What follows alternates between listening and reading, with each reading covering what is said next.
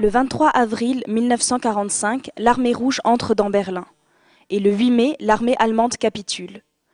L'Allemagne est alors découpée en 4 zones, occupées par l'URSS, les États-Unis, la France et la Grande-Bretagne. Le 23 mai 1949 est fondée la RFA, République fédérale d'Allemagne, alors que la RDA, République démocratique d'Allemagne, voit le jour sous le régime soviétique le 7 octobre de la même année. Depuis sa création, la RDA subit un flot d'émigration vers la RFA. Dans la nuit du 12 au 13 août 1961, le programme de construction du mur est mis en place sous les ordres du Parti communiste. Le mur de Berlin est devenu le symbole de la guerre froide et de la séparation du monde en 2 camps. En 1989, les contestations enflent en RDA et la situation géopolitique change. Le 9 novembre, Günther Schabowski, membre du bureau politique de la SED, déclare que les voyages privés vers l'étranger peuvent être autorisés sans présentation de justificatif. Les Berlinois entament alors la destruction du mur par tous les moyens. Le 3 octobre 1990, l'Allemagne est réunifiée. Bonsoir, bienvenue au Centre socioculturel Jean-Paul Coste pour ce plateau télé-débat sur les regards croisés sur la chute du mur de Berlin. Je vais commencer par vous présenter nos invités. Donc complètement à ma gauche, Claude Pelopidas, qui est le directeur artistique du théâtre Ainsi de suite à Aix-en-Provence. Juste à côté de lui, monsieur Wilhelm Speth, le consul général d'Allemagne à Marseille. À sa droite, Janine Berger, la présidente du Centre socioculturel Jean-Paul Coste. Et à ma droite, Nicolas Vera, qui fait partie des jeunes en service civil volontaire au Centre socioculturel Jean-Paul Coste. Et on vous expliquera un petit peu plus tard la raison de sa venue ce soir. Je vais d'abord, dans un premier temps, passer la parole à Janine Berger, qui, comme je vous le disais, est la présidente du Centre socioculturel Jean-Paul Coste et va nous expliquer pourquoi le Centre socioculturel Jean-Paul Coste a décidé de commémorer le 20e anniversaire de la chute du mur de Berlin. Bonsoir, j'espère que vous m'entendez. Si le micro est assez fort, nous avons décidé de commémorer cet événement de grande importance, aussi bien avec mon conseil d'administration qu'avec les salariés qui sont tout autant partie prenante des événements qui se passent dans ce centre. La seule et unique raison qui me paraît être la seule et réelle en fait, c'est qu'un événement historique, quand on vit l'histoire, dont nous sommes tous les acteurs de près ou de loin, méritait effectivement qu'on se mobilise sur cet événement. Depuis quelque temps, nous travaillons avec nos jeunes, les moins jeunes, puisque dans un centre socio-culturel, nous travaillons avec l'intergénérationnel, donc aussi bien des tout petits enfants que les plus âgés de notre quartier, sur l'Europe. L'an dernier, nous étions à Bruxelles sur un travail sur le Parlement et cette année, il était incontournable pour nous de mettre en avant cet événement crucial qui décloisonnait. Et si ce mot pour moi est important, c'est que dans un centre social, nous sommes pour le décloisonnement de certaines idées préconçus pour abattre des préjugés qu'ils soient de toute nature et pour élargir ainsi une idée universelle sur une rencontre, sur un partenariat et sur ce que nous prônons dans les valeurs d'un centre social. Voilà tout simplement pourquoi cet événement était majeur et que nous y prenons le plus grand intérêt en envoyant 6 jeunes sur place à Berlin qui étaient encore sur place il y a quelques jours puisque c'est tout frais. Voilà, et à partir des images qu'ils vous ont ramenées de Berlin, des questionnements, été posées aux personnes sur place qui étaient là avant, pendant et après la chute du mur. Nous avons donc des témoignages, je pense, d'importance qui feront peut-être réagir, aussi bien nous de côté de cette table que vous dans le public. Et à ce moment-là, nous vous donnerons bien évidemment la parole. Nous sommes partis avec 6 jeunes du centre socio-culturel Jean-Paul Coste. Dans le cadre de leur contrat de service civil volontaire, ils ont une formation à effectuer, une formation sur l'euro-citoyenneté, et nous avons décidé de partir directement sur place, poser des questions à des Berlinois, mais aussi à des personnes que nous avons rencontrées à Berlin qui ne sont pas nécessairement allemands, et nous leur avons posé 3 questions. La première question, c'est: comment avez-vous vécu la présence du mur de Berlin ? La deuxième question, c'est: comment avez-vous vécu la chute du mur de Berlin? Et la troisième question, c'est: pensez-vous que le mur existe toujours dans les têtes? Donc je vais vous proposer pour une première reportage de voir tout de suite la réponse à la question: comment avez-vous vécu la présence du mur de Berlin?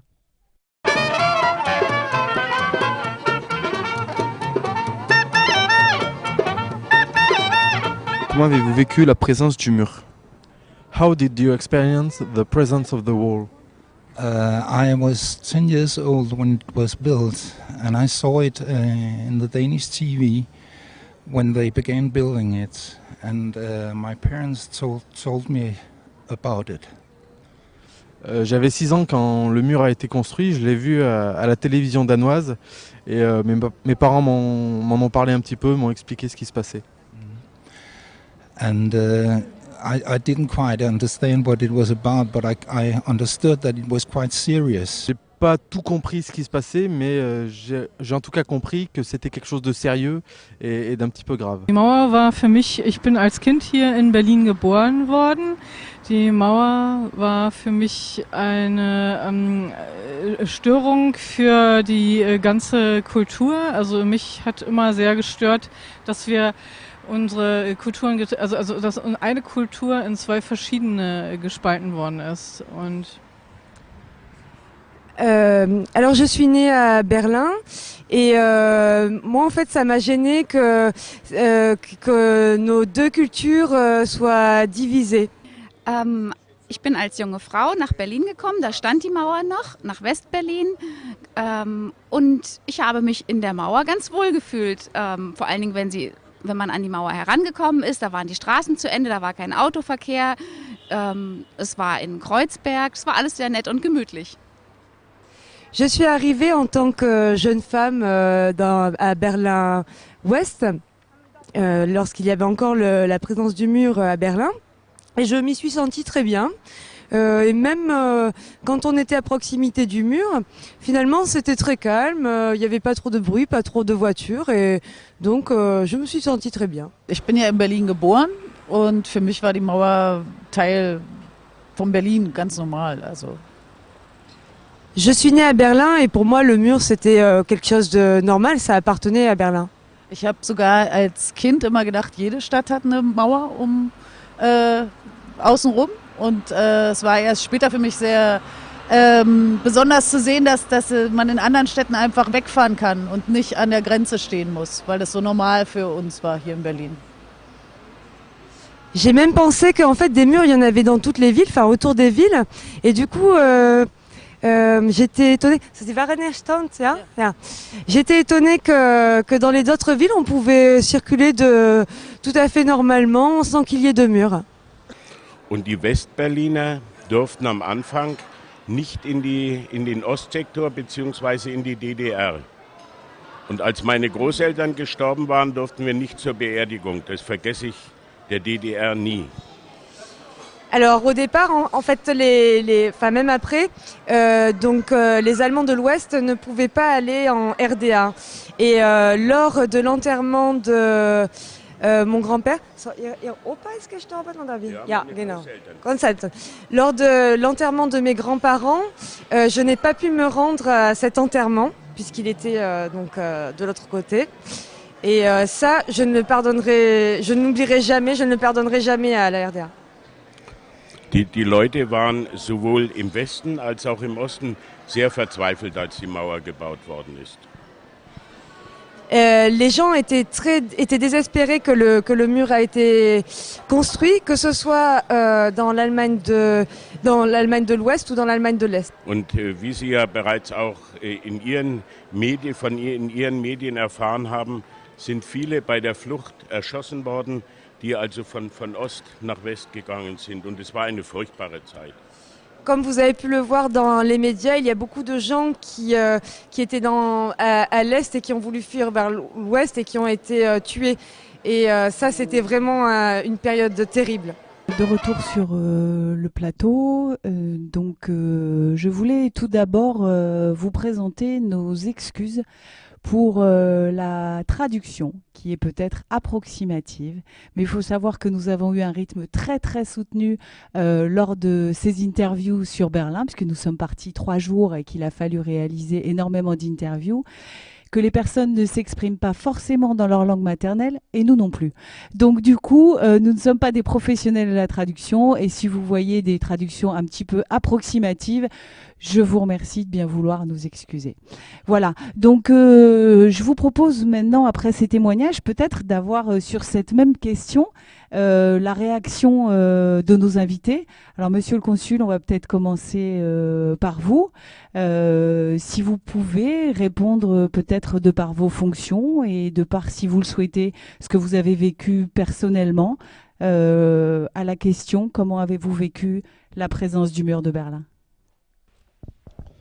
Merci. Je vais vous dire quelque chose de personnel et pas du tout de ma fonction.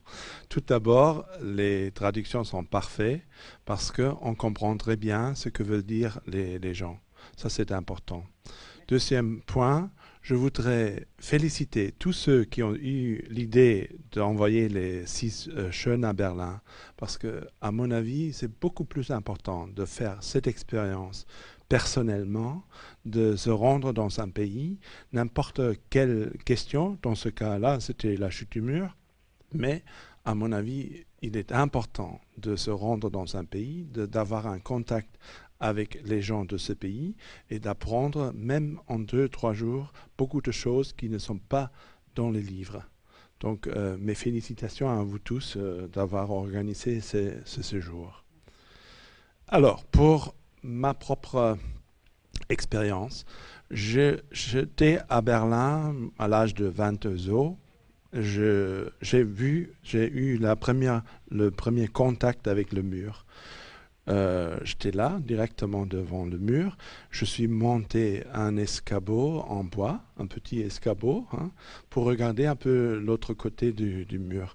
Et là, j'ai vu des gens qui ont fait des signes comme ça, parce que c'était trop loin, c'est 200 mètres quand même avec la bande de la mort. On n'a pas pu communiquer, dire quelque chose, mais on a fait des signes.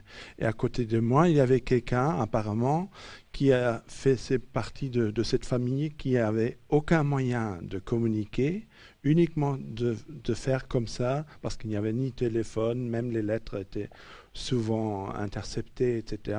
Donc c'était leur façon de communiquer et c'était le grand choc pour moi. Donc plutôt que des idées politiques, c'était cette expérience personnelle d'une séparation des familles qui m'a choqué. Claude, on avait très envie d'avoir aussi sur ce plateau un artiste, parce que voilà, il y a une façon de regarder les choses quand on est un artiste qui est différente. Et donc on devait se retrouver avec Claude et tourner une partie de la pièce qu'il jouera demain, Duo pour un mur, au Théâtre du Jeu de Paume. On devait se retrouver à Berlin. Malheureusement, ça n'a pas été possible. On s'est juste croisés à l'aéroport. Tu revenais, on y allait. Voilà, je voulais savoir la présence du mur de Berlin, toi, avec une vision artistique, qu'est-ce que tu en dirais? Alors disons que si je me resitue dans le contexte avant 89, j'étais pas un artiste, donc j'avais pas de vision artistique. Et la vision artistique, on va en parler après, ce qu'il faut en faire de cette destruction du mur. Mais par contre, c'est vrai qu'aujourd'hui, c'est un petit peu un écho de ce qui s'est passé dans ces années-là.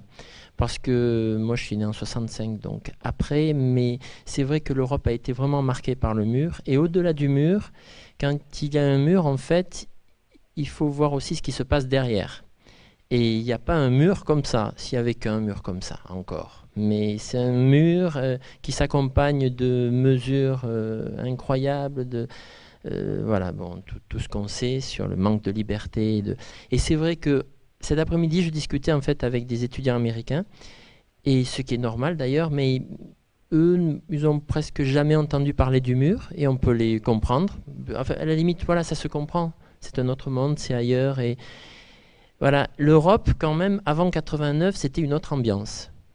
Vraiment. On était dans le contexte, on l'a un peu oublié, mais de guerre froide, de course aux armements, Pershing, les SS-20, etc. Voilà.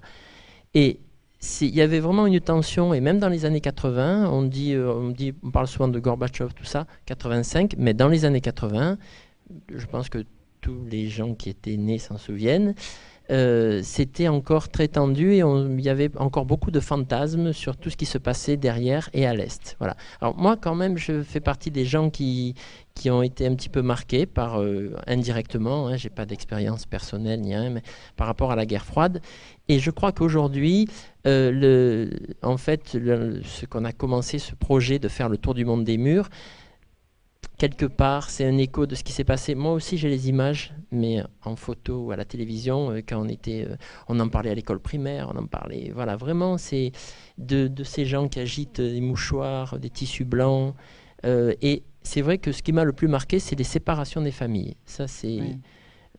Mais vraiment, ça, ce sont des souvenirs très précis. Je dis pas ça parce qu'aujourd'hui, voilà. Et quand je vous dis, pour terminer, que ce qui fait écho, ça fait certainement écho. Et ça a motivé aujourd'hui notre projet, c'est que notre projet est parti justement d'une lecture au Maroc, voilà, d'une famille qui avait été séparée. Et je pense que c'est la suite logique de... Voilà.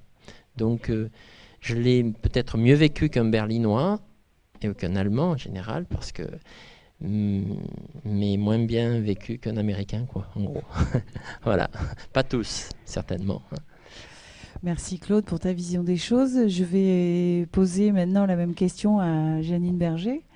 Donc Janine, pour toi, qu'est-ce que représentait la présence du mur de Berlin? Alors pour moi, c'était un petit peu...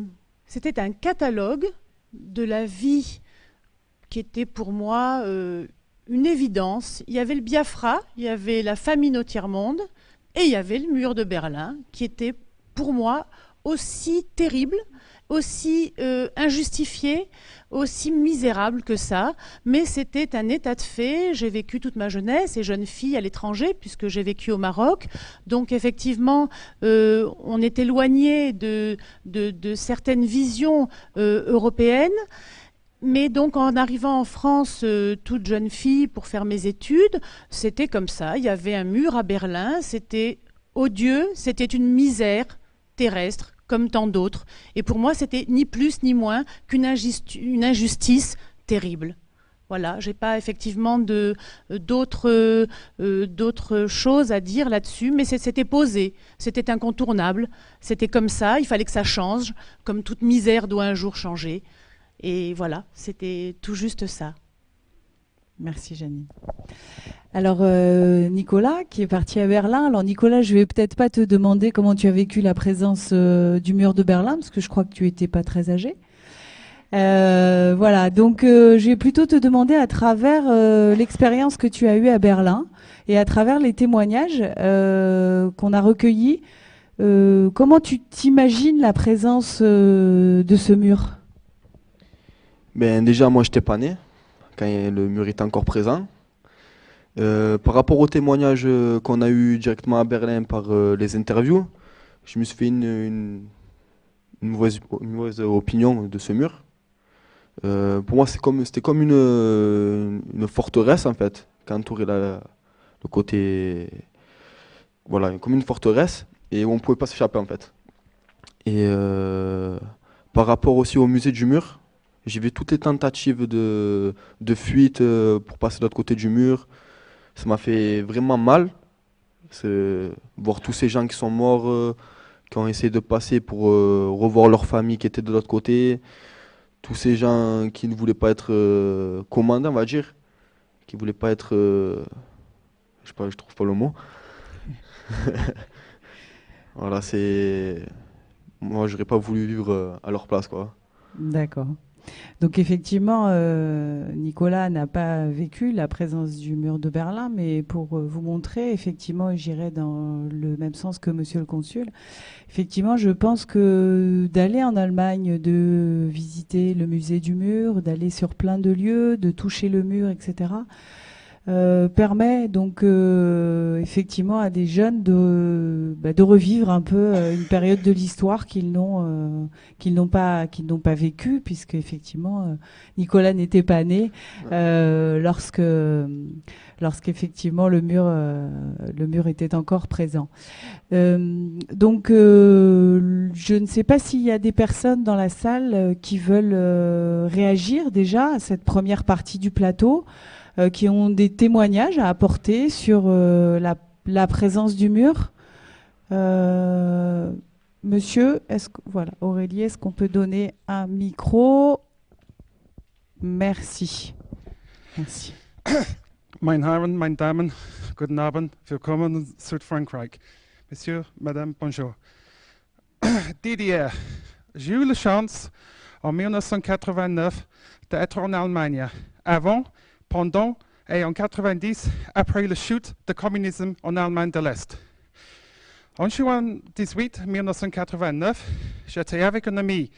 Nous nous promenons dedans le RDA à côté du rideau de feu, où on voit le gardien de frontière avec le jumelle de Carl Zeiss, Jena, en uniforme jaune-marron, qui nous regardons. Et nous le crions, pour une réponse toujours muette de l'autre côté. J'ai demandé à mon ami, est-ce que tu crois dans notre vie la chute de ces rideaux devant nous? Il m'a répondu, Ashley, probablement non, pas dans notre vie. Voilà, 20 ans plus tard, on est en Allemagne réunifiée. Merci. Je crois que voilà, c'est la preuve qu'il faut en parler, encore en parler. La preuve, cette personne donc a voulu nous écrire un petit texte préparé pour témoigner. Et je pense qu'effectivement, voilà, les témoignages, c'est aussi la force par rapport à ce que nous commémorons aujourd'hui. Donc le 9 novembre 1989, il y a 20 ans, jour pour jour, c'était la chute du mur de Berlin. Donc nous avons posé la question aux personnes que nous avons rencontrées à Berlin. Qu'est-ce que a représenté pour vous la chute du mur de Berlin? Je vous propose de regarder le reportage.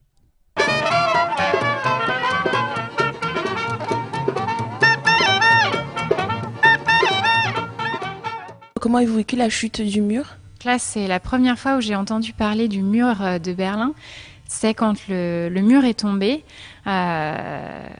Ça a été un événement tellement incroyable que toutes les chaînes de télévision en France en ont parlé. Et c'était tellement incroyable que c'est le premier événement en fait politique qui a été diffusé à la télévision, dont je me souviens. Donc, premier événement à 8 ans, qu'est-ce qui m'a marqué? C'est la chute du mur. On voyait tous ces gens à la télé qui pleuraient de joie. C'était vraiment incroyable. Den Mauerfall, den habe ich auch in der Nähe von Nürnberg erlebt. Und zwar habe ich das früh im Fernsehen gesehen, dass die Leute vor dem Brandenburger Tor, das Ihnen ja bekannt sein muss, auf der Mauer saßen. Und ich habe erst geglaubt, dass es sich um einen Film, aber nicht um eine Dokumentation handelt, um Nachrichten. Alors en fait, j'ai vécu la chute du mur alors que j'étais à Nuremberg et j'ai vu ça à la télévision, comment les gens étaient assis sur le mur et j'ai d'abord pensé mais c'est un film, c'est pas les nouvelles, c'est pas les informations à la télévision. Das war eine sehr enthusiastische Stimmung und ich fand das sehr schön, dass wir unsere Kultur endlich wieder vereint hatten. C'était une ambiance C'était une ambiance très, très sympathique et j'ai trouvé ça très bien que nos cultures pouvaient finalement se réunir de nouveau. Und deswegen habe ich dann halt mit den anderen Künstlern zusammen hier an der Mauer gemalt. Das war sehr schön für uns. Mit vielen anderen Künstlern. Wir haben zusammen. Alors du coup, en fait, j'ai pu, avec beaucoup d'autres artistes, peindre sur le mur et c'était vraiment une belle expérience. Alors là, je m'en souviens très bien. Donc pour moi, c'était quand même un grand événement. J'étais déjà plus vieux, donc j'ai pu le voir de chez moi en France à la télé. Et ça m'a beaucoup marqué. Et c'est vrai que les images que j'en ai vues m'ont vraiment marqué, je m'en souviens encore. Donc tous ces gens qui pleuraient, qui se retrouvaient, c'était quelque chose de très fort. Et on en a beaucoup discuté après, puisque j'étais encore toujours élève. Mais en cours, on en a beaucoup parlé, beaucoup fait de choses dessus. Et puis j'ai eu l'occasion, de par mes études, d'apprendre beaucoup de choses dessus. C'est vrai que ça m'a énormément marqué. Voilà, c'était un très bon souvenir pour moi. Et avec mes amis allemands, j'en garde un très bon souvenir, on en parle souvent. Moi, je n'étais pas ici, j'étais à Hambourg quand la mur est tombée. Mais je me souviens du lendemain où toutes les petites voitures sont arrivées à Hambourg. Il y avait un grand parti qui sont d'abord allés à Hambourg parce que c'est quand même une ville assez grande, ou une des plus grandes villes, une des villes les plus attractives en Allemagne de l'Ouest. Et puis pour nous, c'était une sorte... mais déjà, avant, je me souviens, tous les lundis, de suivre à la télévision les émissions sur les manifestations à Leipzig, les Montagsdemonstrationen.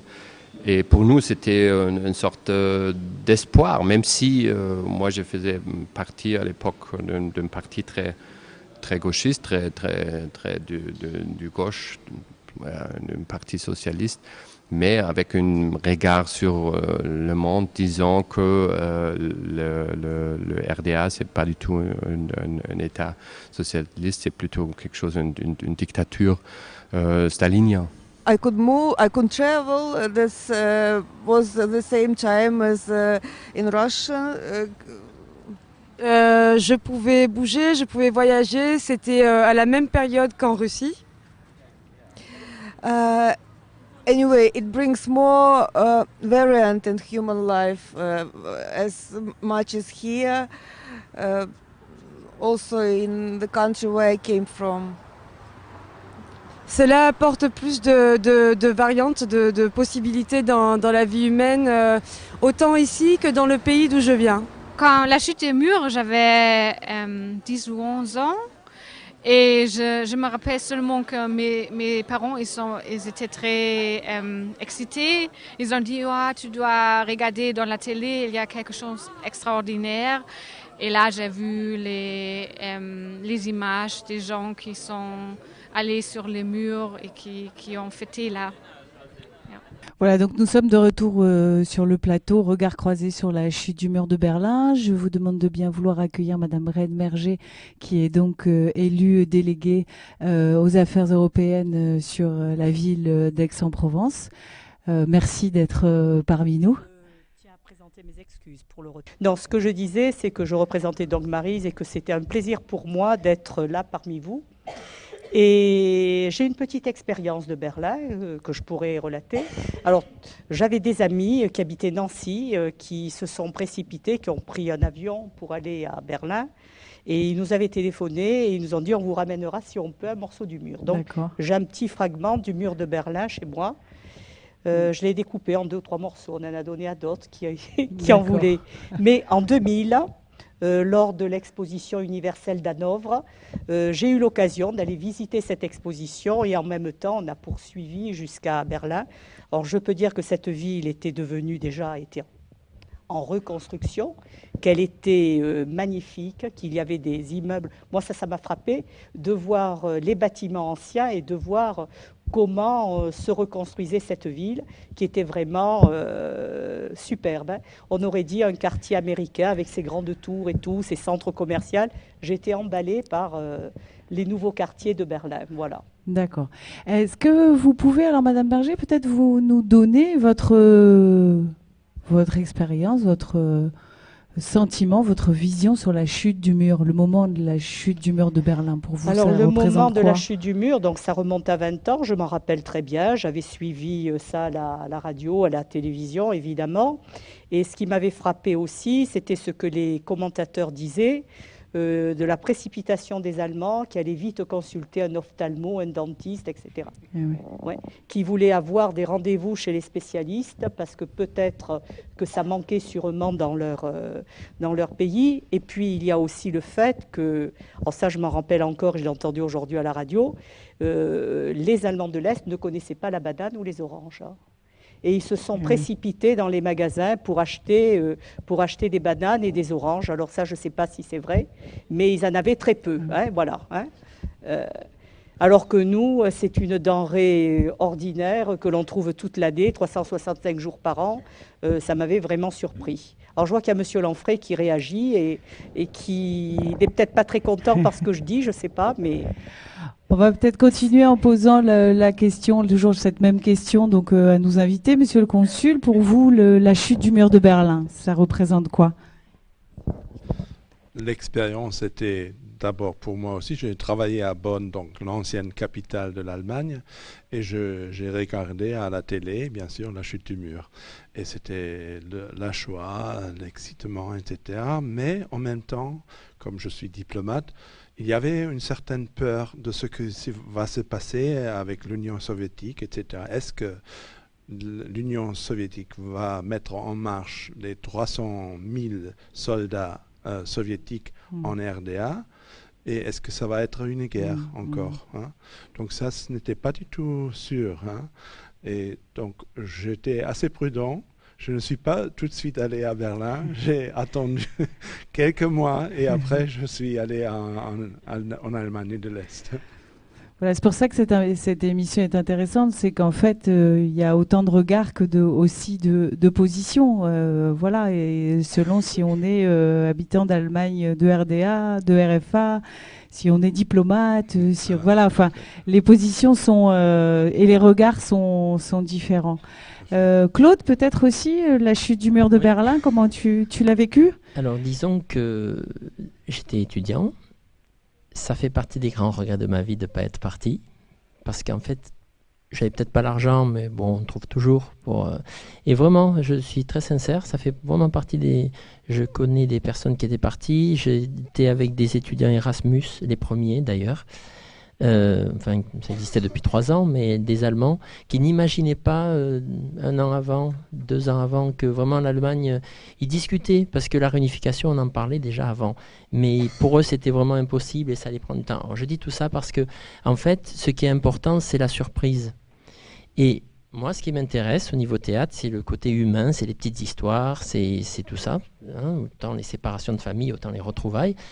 Et en fait, vraiment, Berlin, pourquoi en fait aujourd'hui, il n'y a pas simplement ce que j'ai dit tout à l'heure, la guerre froide, etc. Mais il y a aussi, c'est un soulèvement populaire incroyable, vraiment exceptionnel, comme on en vit très très peu. Et même si on prend qu'est-ce qui s'est passé, ce responsable de la RDA qui fait une erreur à la télévision, etc. Oui, lors de la conférence de presse. Il est à la conférence un petit peu précipitamment. Voilà, et bon, il s'embrouille un peu, etc. Mais il a été poussé par quoi? Par déjà des manifestations qu'il y avait avant. Et pourquoi il s'est embrouillé? Parce qu'il il y avait des tensions incroyables, parce ils voulaient se justifier à la télé, commencer à dire qu'il allait y avoir des réformes pour calmer les gens. Donc, en fait, c'est le peuple du départ, hein, avec un appui, bien sûr, hein, de certains responsables politiques. Mais c'est vraiment le peuple qui a fait ça, et ça c'est important. Et là, je me situe par rapport au théâtre, à toutes ces aventures humaines. C'est le peuple qui a fait tomber le mur. Et ça, c'est vraiment une émotion inimaginable. Et si on prend un autre exemple, même si c'est un petit peu en avance sur la question, par exemple à Chypre, en avril 2003, ils se sont retrouvés, les deux. Enfin, on ne sait pas si on peut dire retrouvés, mais voilà, entre les deux communautés, ce sont des problèmes différents. Mais on dit que les politiques sont allés plus loin à ce moment-là que le peuple. Le peuple s'est retrouvé un soir, ils ont fait la fête, et après, chacun chez soi, et là, les difficultés ont commencé. Ça n'a pas suivi. Alors qu'en Allemagne, il y avait vraiment, vraiment des retrouvailles. Voilà. Et là, ça c'est pour ça qu'on en parle autant de Berlin, c'est que tout le monde parle de fête et voilà. Donc pour terminer, j'ai raté l'occasion de faire une belle fête. Vraiment. Tu peux te rattraper ce soir. C'est pas pareil. Je voulais accueillir aussi, je voulais pas présenter Cindy, donc Cindy Redaudy qui fait partie des 5 jeunes qui est parti à Berlin avec nous pour faire le reportage.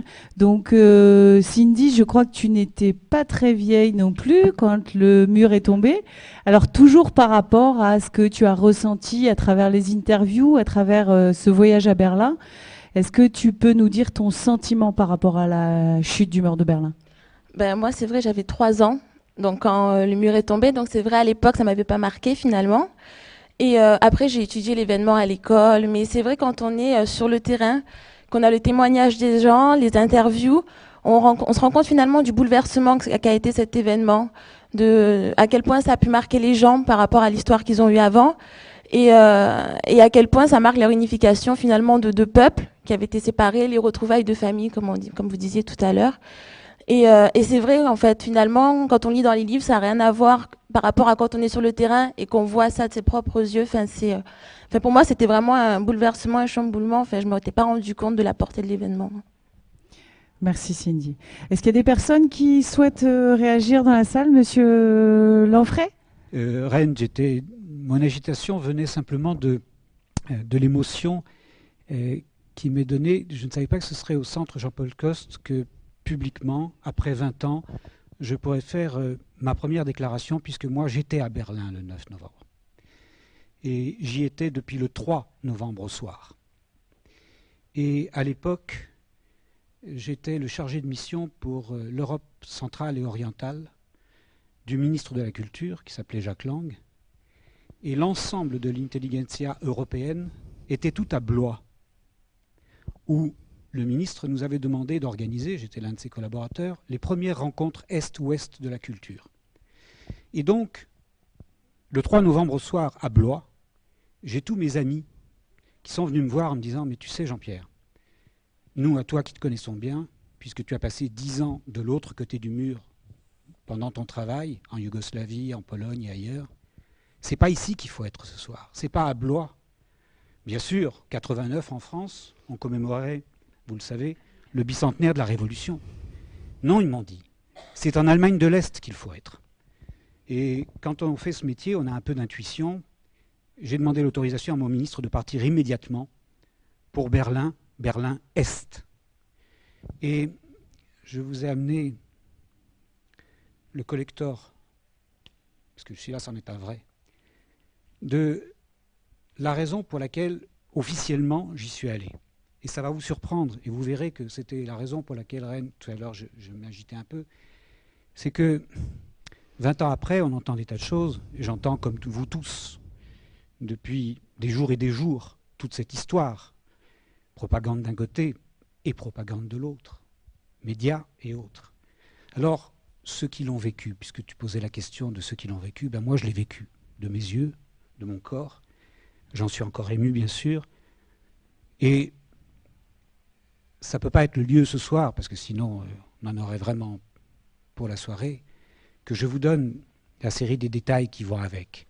Mais je peux vous en donner un ou deux qui vont vous surprendre. Le premier, c'est la raison pour laquelle j'y ai été, et je voudrais que les jeunes l'entendent bien. J'ai été là-bas pour assister à the first executive conference on the dramatic dynamic opening of Eastern European music markets, c'est-à-dire à une rencontre de rock, à une rencontre de gens qui s'occupaient de musiques actuelles, et que c'était la première qu'on organisait à Berlin-Est, et que tous mes copains rockers de Paris, tous mes amis, dont l'un est derrière moi, Thierry, bonsoir, eh bien, nous avions des contacts permanents avec l'Allemagne de l'Est, en particulier sur justement ce qui arrivait aussi en Allemagne de l'Est, c'est-à-dire qu'on commençait à écouter les mêmes musiques que nous, etc., et on échangeait sur le plan culturel. Et lorsque je suis arrivé le 3 novembre au soir, il y avait de l'effervescence partout dans les milieux underground, et en particulier dans les milieux dans lesquels j'étais, parce qu'il se passait effectivement quelque chose, mais parce que ça faisait des semaines entières qu'il se passait quelque chose. Ça faisait des semaines entières que Mirjana, qui était restée à l'époque encore et qui était en Yougoslavie, me disait « Mais c'est incroyable, on voit passer que des trabantes là depuis des jours et des jours qui traversent la Yougoslavie et qui viennent de Hongrie et qui passent par Trieste, par ceci et par cela. » Donc il se passait quelque chose. Donc je voudrais juste un peu démystifier peut-être un tout petit peu ce que nous massacre et nous martèle un petit peu les télévisions, comme si tout ça était arrivé comme ça du jour au lendemain. Non, c'est pas arrivé du jour au lendemain. Et bien sûr qu'il y a eu derrière un grand mouvement et un mouvement culturel extrêmement important. Oui. Première chose. Après, 2 anecdotes, parce que sinon le reste tournerait à la conférence et ça ne va pas du tout. Ce que moi j'ai ressenti et ce que j'ai vu de mes propres yeux vus, j'ai vu des choses absolument extraordinaires. J'ai vu par exemple, à partir du 6 au soir, de façon très méthodique, comme nos Allemands savent si bien le faire, j'ai vu se grouper autour du mur, j'étais à l'est, je vous le rappelle, pas à l'ouest où le mur, vous le savez, était très proche, enfin, je veux dire, il était au beau milieu de la ville, plein de graffitis, etc. Non, à l'est, il y avait une séparation, il y avait ce no man's land, et il y avait véritablement ce mur. Et j'ai vu se masser devant ce mur, de façon très organisée, des centaines et des centaines et des centaines de militaires qui étaient en train de se positionner. Et j'étais, moi, dans une position facile. J'avais un passeport diplomatique avec moi, une voiture de fonction, je pouvais aller au Charlie. Je passais le checkpoint Charlie toutes les demi-heures parce que j'étais excité, mais comme une puce, parce qu'il se passait quelque chose. Je voyais l'ambassadeur, je voyais nos représentants culturels, et je me suis dit, mais ça va être un massacre. Il va se passer quelque chose, mais ça va être un massacre. Mais pas du tout. Les militaires qui étaient là étaient en train de préparer la levée du mur. Et j'ai vu des choses extraordinaires. J'ai vu, à partir justement du 6 au soir, les militaires qui installaient des petites guérites partout. Je ne comprenais pas. Des petites guérites partout, mais très ordonnées, tous les 10 mètres. Vous savez ce qu'ils faisaient?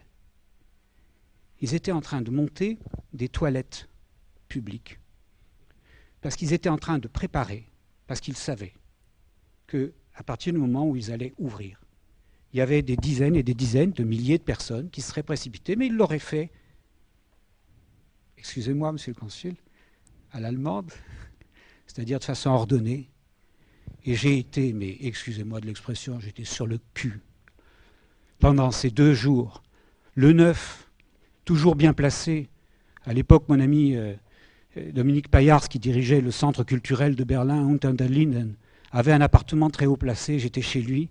On pouvait tout suivre d'en haut, et je voyais ces dizaines de milliers de personnes se mettre en file et tranquillement arranger, avancer, avancer. Et ça, c'était le 8. Le 9, effectivement, passé vers à peu près 5 heures du matin, on a eu une des plaques qui a été levée.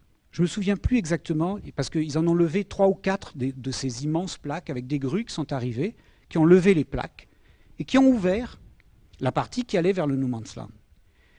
Et à partir de ce moment-là, tous ces camions avec ces militaires et avec ces chiens qui étaient partout, etc., tout ça, dans un ordre bien rangé, avait préparé pour que ces gens puissent venir. Et on voyait de ce balcon des milliers et des milliers de personnes qui, tranquillement, attendaient leur tour pour aller de l'autre côté, à l'ouest. Et alors, j'ai vu des choses mais incroyables. Ils avaient installé des petites tables et j'ai vu arriver des montagnes de roses. Et les militaires qui faisaient passer nos amis allemands les faisaient passer, aucune vérification de quoi que ce soit, etc. C'était simplement que ça se fasse dans l'ordre et qu'on passe 2 par 2. Et à chaque femme, les militaires remettaient une rose. Et cette rose la remettaient ensuite de l'autre côté quand ils arrivaient à l'ouest aux gens avec lesquels ils étaient arrivés. Ça, c'est la première anecdote. La deuxième, elle est d'importance pour la presse, pour les médias et pour tout le monde. Pendant ces 5 jours-là, 80%, et en particulier des journalistes français, qui passaient en boucle les informations sur nos chaînes et à l'ouest, étaient dans les hôtels. Ils ne bougeaient pas de leur chambre d'hôtel. Et ça, c'est une chose qui m'avait choqué, moi à l'époque, diplomate et autres. Ça m'avait choqué parce que je m'étais dit quand même que de France, on n'ait pas été capable d'envoyer des gens qui parlent un petit peu allemand et qui se sentent obligés de rester dans leur chambre d'hôtel pour attendre les traductions officielles et pouvoir balancer ensuite sur la 2 ou sur la 1 les informations, ça nous avait choqués. Et avec mon ami Dominique Payars, qui était directeur de l'Institut français de Berlin, je le rappelle, il me disait, mais oui, mais c'est toujours comme ça de toute façon. Et c'est comme ça qu'actuellement, on est en train de transmettre cet événement historique que toi et moi, nous sommes en train de vivre ici. Nous sommes en train de le transmettre avec des journalistes français qui sont dans leur chambre d'hôtel. Je pourrais continuer, mais j'arrête. Merci, Monsieur Lanfray. Donc encore un autre regard. Une fois de plus, on voit que les choses ne sont pas vues forcément sous le même angle, de la même façon. Donc on est maintenant un petit peu plus loin que le 9 novembre 1989. Et lorsque nous avons fait une fois de plus ces interviews sur Berlin, nous avons voulu demander, maintenant que le mur est tombé, il est tombé physiquement, effectivement, il ne reste plus que quelques morceaux du mur qu'on a conservés. Mais est-ce que le mur existe toujours dans les têtes? Donc nous avons été aussi interviewés, les personnes que nous avons rencontrées à Berlin sur ce thème. Voilà, je vous propose de regarder le reportage.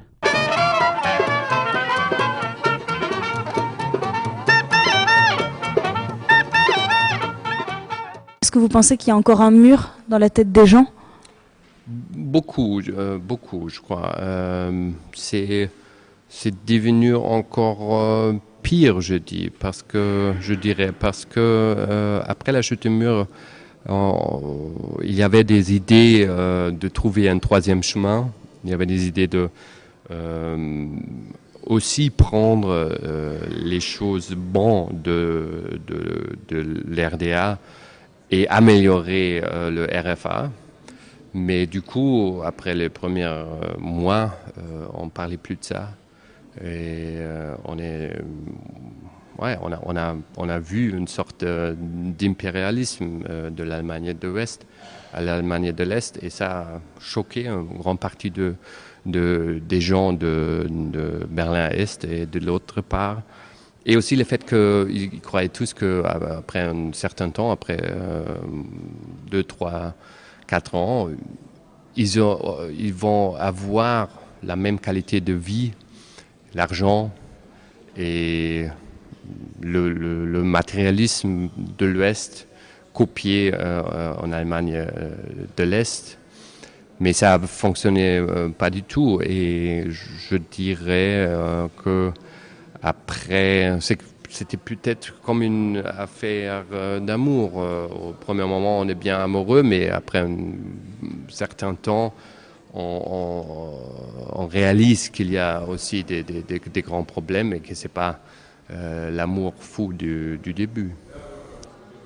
In meinem Kopf sicherlich nicht, aber sicherlich gibt es Leute, die noch die Mauer erstmal im Kopf haben. Und vor allen Dingen sind ja viele in Ostdeutschland arbeitslos und mit der ganzen Situation nicht so zufrieden. Aber im Grunde genommen... Oui, donc dans ma tête, non, c'est sûr que non. Mais par contre, je pense qu'il y a encore des murs dans la tête de certaines personnes, et notamment, en fait, à l'Est, il y a beaucoup de gens qui sont au chômage et qui sont certainement pas très satisfaits. Aber da es ja immer neue Generationen gibt, die Franzosen und die Deutschen haben sich auch nicht gemocht, gab es auch Zeiten, Kriege, und nach ein paar Generationen denkt man darüber anders, und ich denke, dass es nicht mehr so viele gibt, die Mauer noch im Kopf haben. Oui, en fait, de toute façon, on change des générations parce que, par exemple, si on voit entre les Français et les Allemands, avant, il y en avait beaucoup qui ne s'aimaient pas, et maintenant, ça a changé. Et donc, je pense que maintenant, il y a plus beaucoup de gens qui ont des murs dans la tête qui ne sont pas satisfaits avec cette situation. After the war came down, it was so.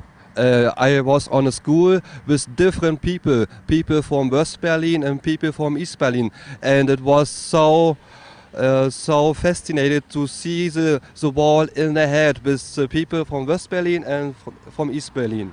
Au début, oui, effectivement, le mur existait toujours et c'était impressionnant de voir des Allemands de l'Est avec des Allemands de l'Ouest.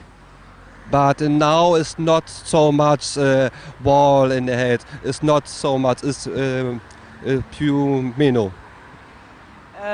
Et maintenant, il n'existe plus tant que ça. En fait, c'est moyen. Il y a moyennement le mur dans nos têtes. Je fréquente beaucoup d'Allemands, des Allemands de l'Ouest essentiellement, mais aussi des Allemands de l'Est. Donc j'ai des amis sur Berlin. Et pour eux, il est clair qu'il y a toujours un mur dans les têtes, quoi. Quand on discute avec les Allemands qui sont originaires de l'Est, j'ai eu l'occasion d'aller à Dresde il n'y a pas très longtemps.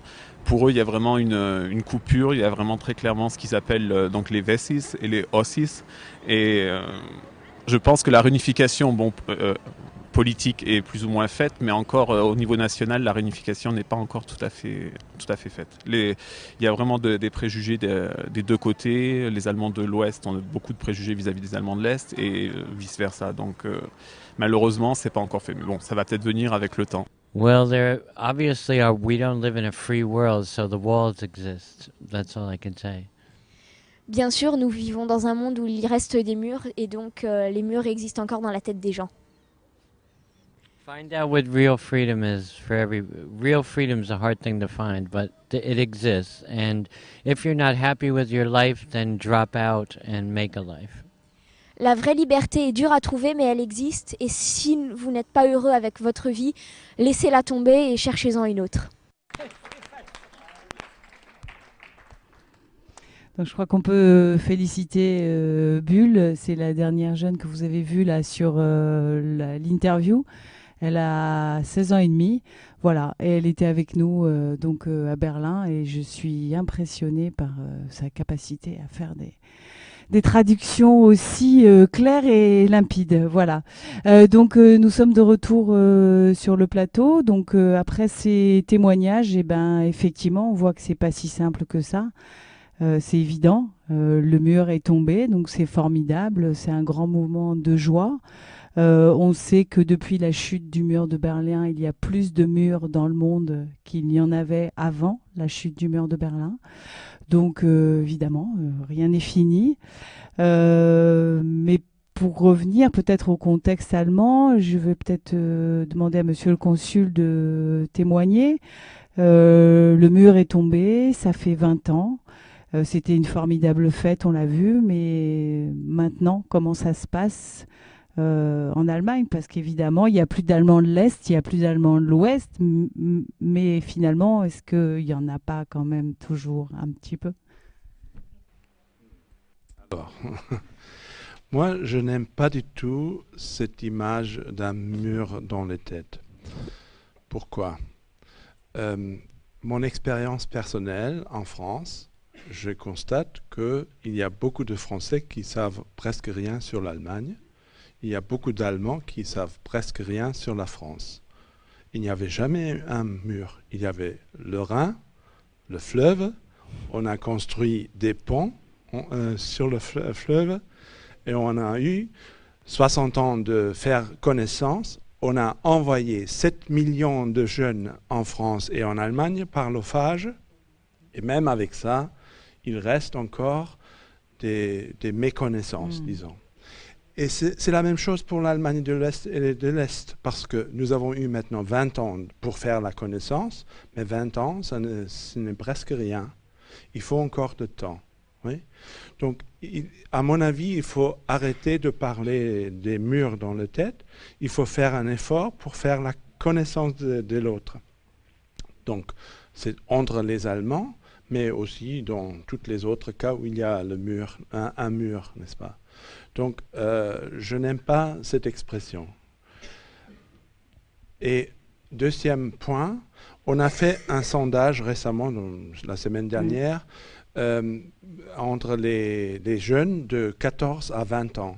Et maintenant, on a constaté que 80% de ces jeunes ne parlent pas de l'Ossi et de l'Wessi, s'identifient comme allemands, et jamais allemand de l'Est et l'allemand de l'Ouest.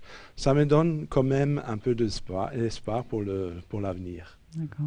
Mais c'est ce que je crois qu'on a voulu symboliser avec ce voyage des jeunes en Allemagne. Bon, à Berlin, c'est vrai que Berlin est une ville spéciale en Allemagne, mais je pense que je ne me trompe pas si je dis que le regard que vous avez sur l'Allemagne est complètement différent maintenant que vous y avez été par rapport à celui que vous aviez quand on y est parti. Je vous présente donc Stéphanie, qui fait partie aussi des jeunes en service civil volontaire au centre socio-culturel Jean-Paul Coste et qui est partie à Berlin avec nous. Bah oui, bonsoir. C'est vrai que notre vision, elle est totalement différente par rapport à cette question précisément. C'est une question, moi, qui m'a paru vraiment très intéressante parce que plus que pour les deux autres, on n'a pas besoin d'être né avant l'événement pour pouvoir en parler précisément. Après, dans les témoignages, les réponses ont pu diverger. On a eu autant des réponses très optimistes qui nous ont vraiment dit que les visions négatives se sont vraiment envolées avec la chute du mur, et d'autres qui restent encore sceptiques et qui nous avouent qu'ils sont encore gênés quand ils croisent des Berlinois de l'Est parce qu'ils ne savent pas trop comment leur parler, ils se sentent obligés de prendre des gants. Après, c'est une question effectivement qu'on peut mettre totalement à l'ordre d'aujourd'hui pour notre société actuelle, de se demander, ok, il n'y a plus le mur de Berlin, mais quels sont les petits murs qu'on s'est construits depuis? Parce que c'est vrai que dans notre quotidien, il y en a plus d'un paquet. Et après avoir, je pense que c'est comme vous le disiez, monsieur le consul, c'est un inconnu qui nous fait peur, un inconnu qui va former des préjugés, des a priori, et qui vont forcément aliéner nos relations avec les autres, ou du moins les freiner. Et c'est vrai que c'est dommage. Mais j'ai espoir aussi qu'on y arrive petit à petit.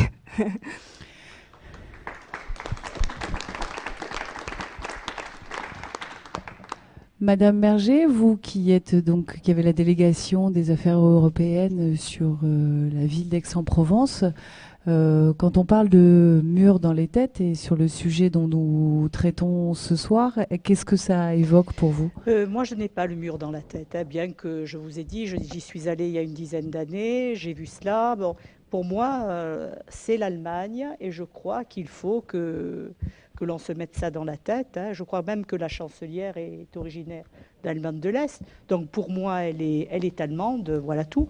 Et je crois que cette chute du mur de Berlin a permis bien sûr la réunification de l'Allemagne et a permis une grande avancée aussi pour l'Europe, hein, je crois. Parce que si ce mur existait encore, je crois que nous serions toujours le petit noyau européen qui avait créé la CECA et puis tout le reste. Hein. Bon, moi, il me semble quand même qu'il faut oublier tout cela. Pour moi, il n'y a plus de mur. C'est l'Allemagne, c'est une entité, c'est un des 27, c'est un premier partenaire de la France. On a pu s'en rendre compte hein, quand l'Allemagne et la France s'entendent bien, quand surtout les deux chefs d'État s'entendent bien, il y a des avancées. Et je crois qu'il faut quand même souligner aujourd'hui, je tiens à le dire, que l'Europe va beaucoup avancer. Vous savez que les 27 pays ont maintenant ratifié le traité. Hein, voilà. Il manquait la République tchèque, elle l'a fait. Donc j'ai l'espoir que l'Europe va avancer et qu'elle va progresser. Et il faut que l'on oublie ce mur de Berlin qui est devenu maintenant, c'est désuet, c'est tout. Il y a une Allemagne, il y a une ville, il y a Berlin et puis c'est tout. Pour moi, voilà. Claude, oui, toi qui étais à Berlin il y a quelques jours... Je ne suis pas tout à fait d'accord. C'est-à-dire que je comprends, hein, par rapport aux Allemands, il faut arrêter de penser Est-Ouest. Et au contraire, il faut même aller dans ce sens en disant, non, il y a des Allemands. Et ceci dit, on n'aime pas la question, mais elle existe. Et elle existe dans la bouche des Allemands. Et quand on a interviewé beaucoup de monde en Allemagne, ils le vivent comme ça, on ne peut pas leur reprocher de le vivre. Donc, elle existe. Maintenant, attention, je ne dis pas que les Allemands sont séparés, que voilà. Mais il y a un petit malaise encore, qui est normal. Et oui. En tant qu'européenne et française. Oui. Pour moi, il n'y a qu'une Allemagne. Alors, non, bien sûr, évidemment, à l'intérieur, en Allemagne, peut-être voilà. qu'il y a j'ai bien compris des préjugés, voilà. Comme ici chez nous, hein, voilà. C'est pareil. Hein. Les Français du Nord et nous, hein, on n'est pas considérés de la même façon. C'est un petit peu différent. Voilà. C'est-à-dire que je pense qu'il ne faut pas oublier Berlin, et il faut en parler aux jeunes le plus possible, parce qu'il y a d'autres murs. Et il ne faut pas oublier la Corée, il ne faut pas oublier... Je pense qu'il faut utiliser, même si la question ne plaît pas, ces murs dans la tête qui restent après, parce qu'on ne peut pas nier qu'après la destruction d'un mur, les murs restent. Quand on n'a plus la même télévision, qu'on n'a plus la même vie, on est différent. Ça va vite évoluer en Allemagne et ils sont allés très vite et c'est admirable le travail qui a été fait. Ça, c'est vrai que c'est vraiment admirable. Une réunification à une vitesse incroyable, ça n'a pas toujours été bien pris par tout le monde, mais c'est efficace. On doit reconnaître ça. Une fois qu'on a dit ça, il faut se servir de ce qui reste des murs. Il faut en tirer les conséquences. On ne peut pas dire Berlin, voilà, bon, c'était notre histoire. Il y a plus de murs qu'avant et je pense qu'il faut voir toutes les conséquences. Aujourd'hui, il faut se servir de Berlin, qui est un modèle de réunification, mais il faut voir aussi les conséquences que ça a. Imaginez, Berlin, avec l'argent qui a été dépensé pour réunifier, il y a eu donc de très très bonnes conditions de réunification, par tout un ensemble au niveau des finances, au niveau le cadre européen, etc. Imaginez demain la Corée qui essaye de se réunifier. C'est pratiquement impossible. Ils n'auront jamais l'argent, ils n'auront pas le cadre européen, ils ne seront pas... Voilà. C'est-à-dire que ça va être... Ce que je veux dire par là, une dernière chose, c'est que il y a eu quand même beaucoup de relations entre l'Allemagne de l'Est et l'Allemagne de l'Ouest. On a beaucoup travaillé, il y avait des relations entre l'Occident, l'Allemagne de... Aujourd'hui, ce qui se passe en Corée, ils sont derrière un mur, ils sont enfermés et on ne peut pas nier que ça développe des murs dans la tête, ça développe des fantasmes inimaginables. Quand on va à Chypre, qu'on entend les Chypriotes parler de l'autre côté du mur, on se dit mais qu'est-ce qui se passe de l'autre côté du mur? Quand on y va, il ne se passe absolument rien. Le mur développe énormément les fantasmes parce que je suis d'accord avec monsieur le consul qui disait tout à l'heure, il faut arrêter de parler de murs dans la tête. Effectivement, pour nous, il faut arrêter d'en parler, il faut essayer d'y travailler, mais il ne faut pas nier que ça existe. Et échanger, d'accord, il y a des pays qui ne peuvent plus échanger. Il y a des communautés qui ne peuvent plus se rencontrer dans les pays où il y a des murs, ils ne peuvent plus se rencontrer. Ça développe énormément les extrêmes. Et il faudrait se servir de Berlin pour montrer aux jeunes qu'il ne faut pas recommencer et il faut éliminer tous les autres de murs. Voilà. Même si chaque problème est différent. Je ne veux pas tout confondre. Et voilà. Simplement, tous les problèmes sont différents. Chaque mur sur la planète a des causes différentes. Les effets, à plus ou moins grande échelle, ils se ressemblent. Voilà. Je veux juste terminer avec une personne qui m'a dit en fait, ce qu'ont perdu les Allemands de l'Est ont beaucoup gagné à la chute du mur, bien entendu, mais ce qu'ils ont perdu, c'est l'illusion d'un paradis à l'Ouest. C'est-à-dire que le mur, dans leur tête, les faisait fantasmer. Et nous, on a rencontré donc, des personnes qui nous ont confirmé en disant on voyait un petit peu la télévision, on disait ça. Et alors, le jour où le mur était cassé, c'était une grande fête, mais on a été un peu déçus par ça. Bon, voilà. Ce qui est normal. On fantasme tellement, on va tellement loin dans les extrêmes à imaginer ce qu'il y a derrière, en beau ou en laid, des deux côtés, que quand on rencontre, il y a un problème. Et pour terminer, le monsieur qui disait, mais voilà, quand on est amoureux, ça dure pas longtemps. Mais s'il n'y avait pas eu le mur, on ne se serait jamais posé cette question d'être amoureux ou pas. Voilà. C'est le mur, ça se serait fait naturellement. Il n'y a pas besoin d'être amoureux et d'être marié. On vit ensemble, c'est tout. Voilà. Merci Claude. Donc le plateau qui nous réunit aujourd'hui touche à sa fin. Je voudrais évidemment, c'est l'heure des remerciements. Je voudrais évidemment remercier la ville d'Aix-en-Provence, sans laquelle tout ce que nous avons fait avec le théâtre ainsi de suite et donc le centre franco-allemand de Provence n'aurait pas été possible. Donc j'en profite également pour remercier les deux partenaires avec qui nous avons monté un certain nombre d'événements sur la ville d'Aix-en-Provence pour commémorer le 20e anniversaire de la chute du mur de Berlin. Je voudrais évidemment remercier les jeunes qui sont partis avec nous, qui ont tourné les reportages, qui ont participé au montage, qui sont aujourd'hui derrière les caméras. Et je pense qu'on peut vraiment parler de plateau participatif. Je voudrais évidemment remercier la chaîne de télévision web O2 Zone Télé Sabrina, qui est juste en face de moi. Merci Sabrina, qui est partie aussi avec nous à Berlin. C'est grâce à elle qu'on a ces très belles images aussi. Et Agnès, qui est derrière, qui est la réalisatrice de l'émission que nous regardons aujourd'hui. Tous les partenaires de ces événements, Booking Bar, Institut de l'image, etc.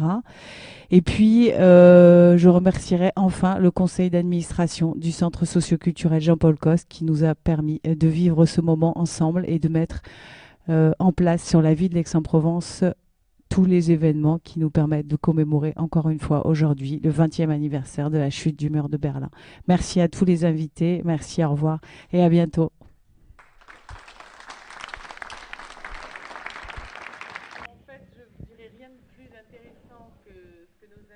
Vous ont dit.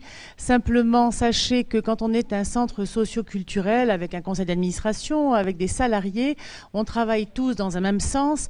Mur physique, mur psychologique, mur géographique. Les seuls murs que nous pouvons, nous, enjamber et détruire, ce sont les murs des différences. Et nous pouvons détruire simplement ces murs qu'en envoyant nos jeunes rencontrer d'autres jeunes à l'étranger. Pour l'instant, dans des pays européens, ce sera déjà pas mal. Et peut-être plus loin, on a déjà envoyé des jeunes au Maroc. Et je crois que simplement, la connaissance est la meilleure des pioches. Voilà, c'est tout. Et merci à tout le monde d'être venu ce soir près de nous.